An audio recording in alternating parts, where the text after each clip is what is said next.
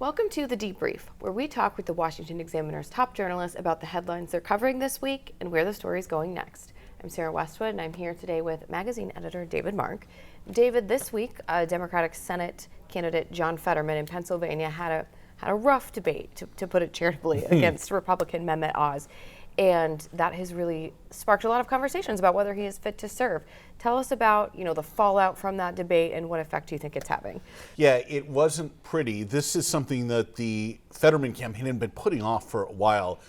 The Oz campaign, the Republican nominee, they wanted something like 5 debates. Fetterman's camp said, we'll do 1. They did it pretty late in the campaign when some early voting, mail-in voting had already started, that sort of thing. So they already had whittled it down. And then there was a machine that Mr. Fetterman could read off of because of his stroke and some of the fallout from that. Still, the reaction was not pretty. A lot of it was very negative on Fetterman. He seemed to mess up whether it was day or not. He didn't respond very quickly.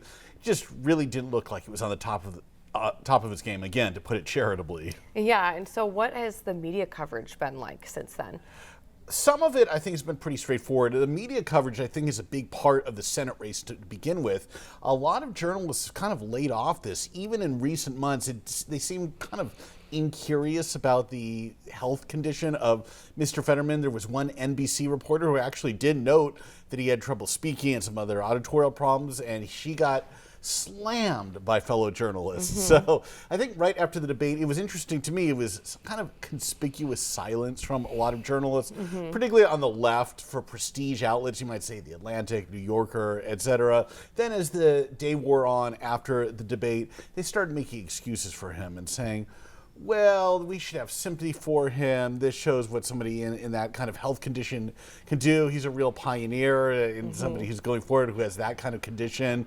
And in some cases, they called it lazy. There was one Pod Save America broadcaster who used that term.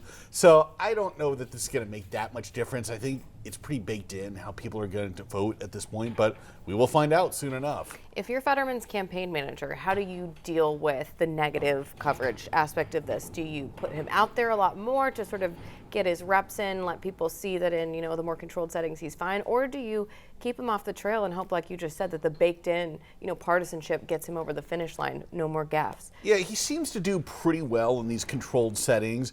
It's interesting, though, there's such a dichotomy between his social media feed, where he has these cutting quips that somebody, right, even at the top of their game would have trouble coming up with on the fly, and then you see him speak, and it's a totally different person. Not the only politician like that, but it's just so stark and extreme in this situation that it really stands out. I think the worst is over. There's a lot of second guessing about whether Fetterman should have just skipped the debate and taken the PR hit over it. I don't see how he could have done that at all.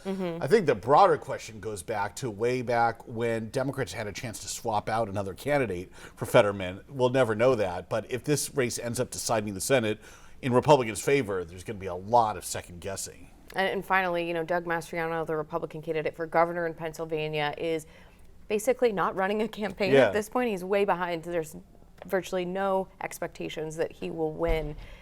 Do you think that his flawed candidacy is potentially a liability for Oz, who might otherwise, be able to win against such a flawed candidate? Yeah, it's interesting. In this election, we're actually kind of seeing a return of possibly split ticket voting. We haven't seen much of that in recent years. The country is so polarized politically, particularly in the Trump era. But now in a bunch of states like Arizona, Wisconsin, Oregon, maybe Colorado, some other states, you actually could see voters go for one party for governor, another for Senate. That looks tough in Pennsylvania. This probably is going to hurt Oz because there's just no coattails. There's no unified ticket there, and Mastriano has basically disappeared. It'll be interesting to see what figures, what percentage he actually wins, assuming he loses to the Democratic nominee, Josh Shapiro, and we will find out on Election Day. Well, David, thank you so much for being here today. Thank you. You can get more reporting from David and the rest of the political team at washingtonexaminer.com.